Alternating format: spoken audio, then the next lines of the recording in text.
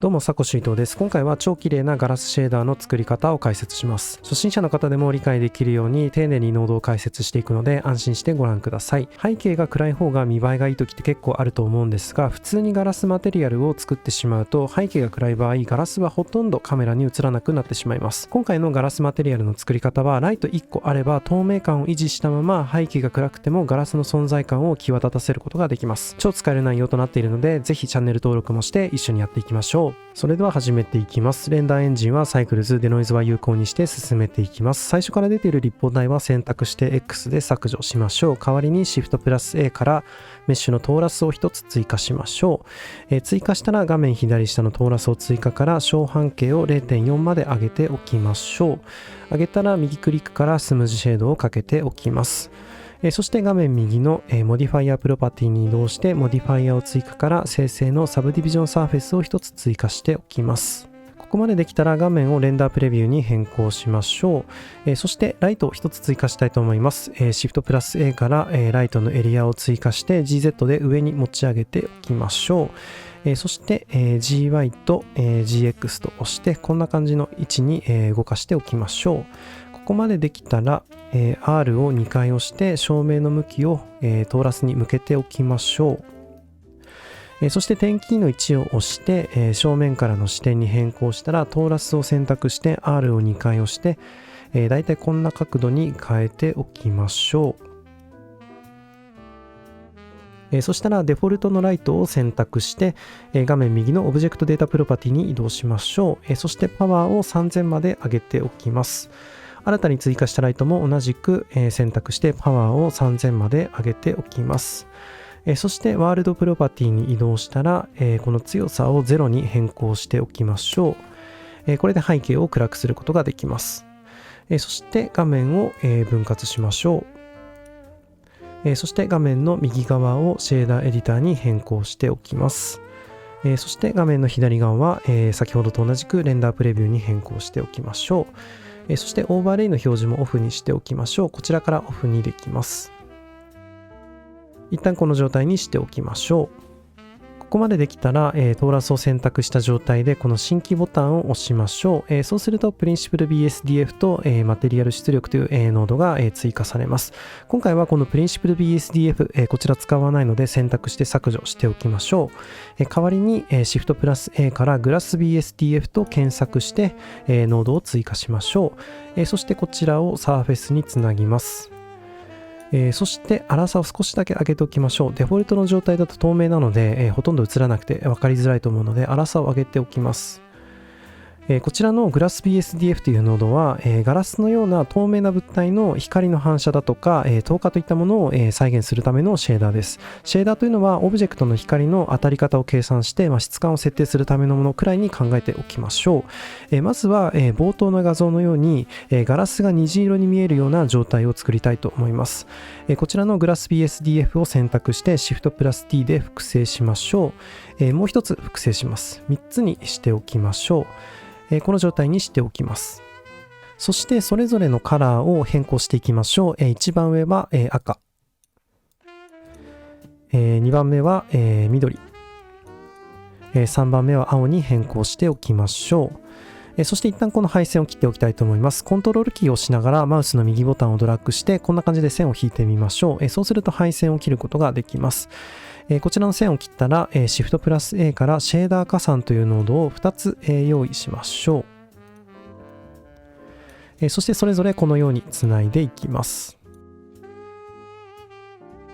このシェーダー加算というノードは、各シェーダーの計算結果を足し合わせることができるノードなんですが、今このようにつなげても、まだ虹色のような状態にはなっていません。これはこのグラス BSDF の IOR、つまり屈折率が全て同じ値になっているためです。屈折率というのはざっくり言うと光がその物体の中に入った時にどれくらい進む方向が変わるかを決める値です。そして絵の具であれば、色をたくさん混ぜると、どんどん黒に近づいていくと思いますが、光は重ねるほど白に近づいていくという性質があります。今、光が色のついたガラスを通り抜けることによって、一色であればこんな感じで色がついて見える状態になるんですが、それぞれのシェーダーの IOR が全て同じ値なので、入ってきた光が全て同じ方向に屈折して、同じ経路を進むことになります。その結果、色が重なってしまって、虹色にはならないで、白く見えている状態になっています。そこでこの IOR をそれぞれ異なる値に設定してあげると、色ごとに光の進行方向が変わって、虹色に見える状態になります。実際にやってみましょう。上から1.2、真ん中を 1.3、一番下を 1.4 に変更しましょう。そうすると先ほどと違って色が分離して見える状態になったと思います。これで虹色に反射する状態を作ることができました。そしたら今度はこの粗さを調整していきましょう。背景が暗い状態で粗さを0にすると、こんな感じでオブジェクトの形状が目立たない状態になってしまいます。逆に粗さを上げれば、オブジェクトの形状は浮かび上がりますが、透明度が今度は犠牲になってしまいます。こういった場合は輪郭に近い部分は粗さを強く出して、それ以外は粗さを低く抑えるといったことができれば解決できます。それでは、まずは Shift+A からレイヤーウェイトというノードを追加してみましょう。これがどういったノードなのか、見ていきましょう。コントロールキーとシフトキーを押しながらレイヤーウェイトを選択してみます。そうすると、このマテリアル出力のサーフェスに直接つなげることができます。そして今、こんな感じで白黒の状態になったと思います。レイヤーウェイトは自分の視線とオブジェクトの表面の向きに応じて0から1までの数値を出力してくれます。例えば、この正面の、この辺り、自分の視線と、この表面の向きがちょうど向かい合うような、場合には、この表面は、0という情報を持つことになります。逆に例えばこの、輪郭、この側面の部分ですね。こういった側面の場所は、自分の視線に対して、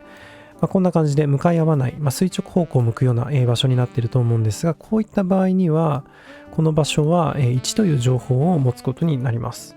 そして今白黒の状態ですが、ブレンダーでは黒は0、白は1、中間のグレーは 0. いくつという情報を表しています。なのでこの白っぽい部分というのは1に近い情報を持っているということが視覚的に分かりますし、逆にグレーの場所というのは表面の向きが自分の視点とある程度向かい合うような場所なので 0. いくつという情報を持っていることが分かります。そして自分の視線を動かせばこの白とこのグレーの位置というのもどんどん変わっていくので、ガラスのような見る角度によって見え方が変わる材質などを再現することができます。そしてこの表面の0から1までの情報をこの粗さに送ることによって、ざっくりと言えばこの輪郭部分は粗さが1近くになり、それ以外の場所は粗さを低く抑えるといったことが可能となります。実際につなげてみましょう。レイヤーウェイトのフレネルを粗さにつなげていきます。そうすると、結果的に輪郭が浮かび上がる状態になり、背景が暗くても、ちゃんと画面に映って、この部分的に透明度も上げることができるようになります。そしたらこのレイヤーウェイトから送られる、この白黒の情報の、コントラストを強調してみましょう。まずは、シフトキーを押しながらマウスの右ボタンを、ドラッグしてこの、3本の線を横切るように、線を引いてみましょう。そうすると配線を、まとめることが、できるようになります。そしてレイヤーウェイトのブレンドを一旦 0.3 まで下げておきましょう。そして Shift+A から輝度コントラストというノードを追加してこの間に配置します。これはコントラストを強調したりするためのものですね。ここの数値を調整して見た目を少し調整しておきます。これもまた後ほど数値を変えると思いますが、とりあえず輝度を 0.1、コントラスト 0.3 くらいにしてみましょ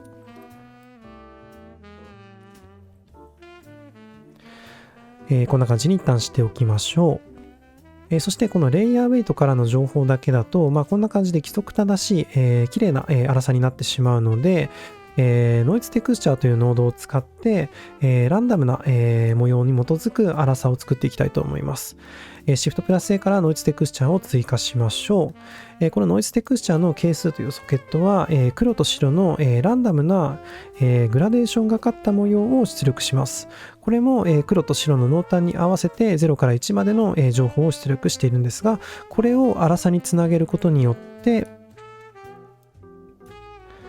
こんな感じで、このノイズテクスチャーの模様に合わせて粗さを設定することが、可能となります。一旦こんな感じでつなげてみましょう。そしたら、このノイズテクスチャーを選択した状態でコントロールプラス T と押してみましょう。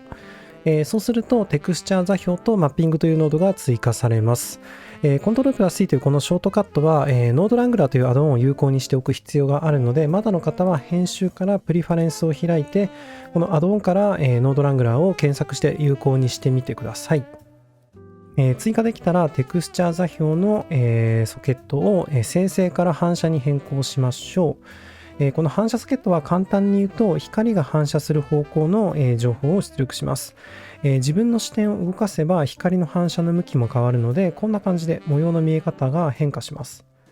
この生成とかこのオブジェクトソケットを使っても、この模様は変化しませんが、この反射ソケットを使うと、自分の視点に合わせてこの模様が変化する状態になります。ガラスって見る位置によって見え方が変わる素材だと思うんですが、この反射ソケットを使うことによって、そうしたガラスらしい見え方というものを表現することができます。そしたらこのノイズテクスチャーの数値を調整していきましょう。このスケールを 0.2、細かさは2、粗さは 0.35、空撃性は2、歪みをマイナス 12.5 まで下げておきましょ